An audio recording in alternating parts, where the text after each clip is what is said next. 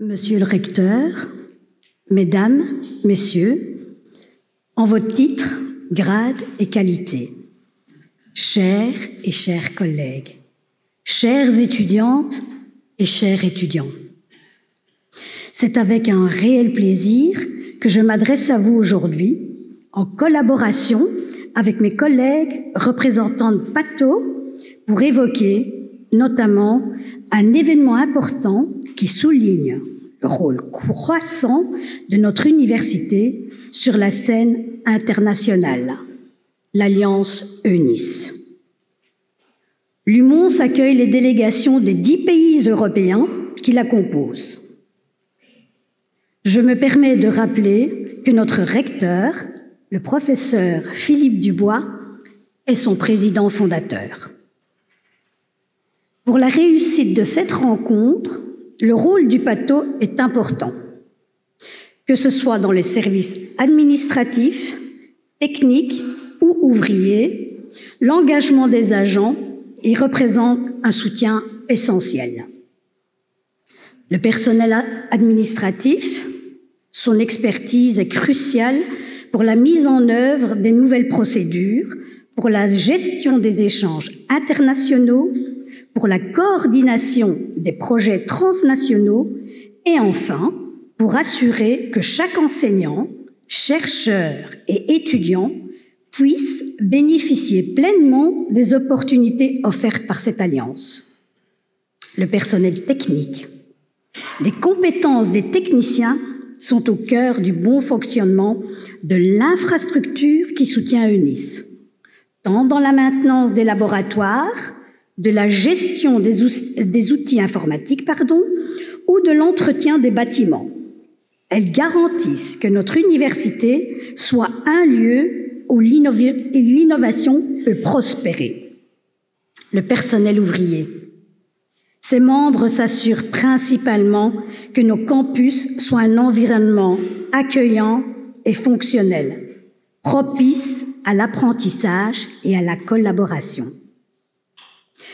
L'université est souvent perçue à travers ses missions académiques et scientifiques, à savoir l'enseignement et la recherche. Mais nous savons tous que ces missions ne pourraient être accomplies sans l'apport fondamental des membres du personnel administratif, technique et ouvrier, ceux-ci étant les piliers qui soutiennent l'ensemble de notre communauté universitaire. Le PATO a prouvé qu'il était en mesure de s'adapter aux diverses situations qu'il rencontre. À cet égard, je souhaite également, mais brièvement, aborder 2 sujets importants pour notre université. Le bien-être au travail et l'attribution des promotions pour tous les membres de l'institution qui contribuent à son bon fonctionnement. Le bien-être au travail est un concept englobant plusieurs dimensions du confort physique, mental et émotionnel des agents dans leur environnement professionnel. Il concerne chacun d'entre nous et mérite toute notre attention. Il est essentiel de remettre en question régulièrement l'organisation des prestations pour éviter la surcharge de travail. Cela pourrait inclure la réévaluation des tâches assignées et détecter les signes de burn-out pour agir en conséquence, en parallèle encourager une culture d'entreprise bienveillante et inclusive où chaque agent se sentirait valorisé et écouté, ce qui favoriserait un environnement de travail sain. La mise en place de feedback réguliers et constructifs, ainsi que la reconnaissance des efforts individuels et collectifs, sont autant de leviers pour améliorer le bien-être au travail. J'ajouterai que la température ambiante est un facteur important à considérer, car une température trop basse ou trop élevée peut affecter la concentration et la satisfaction des employés. Un aménagement réfléchi des zones de travail favorise la collaboration, la créativité et le confort. La lumière naturelle est également essentielle. Elle améliore l'humeur, réduit la fatigue et maintient un rythme quotidien sain. Le second sujet est l'attribution des promotions. Dans notre institution, chaque membre du personnel, qu'il soit administratif, technique ou ouvrier, joue un rôle essentiel dans son rayonnement. Cependant, il est impératif que nous nous assurions que chaque individu ait les mêmes opportunités d'avancement et de reconnaissance, indépendamment de son statut.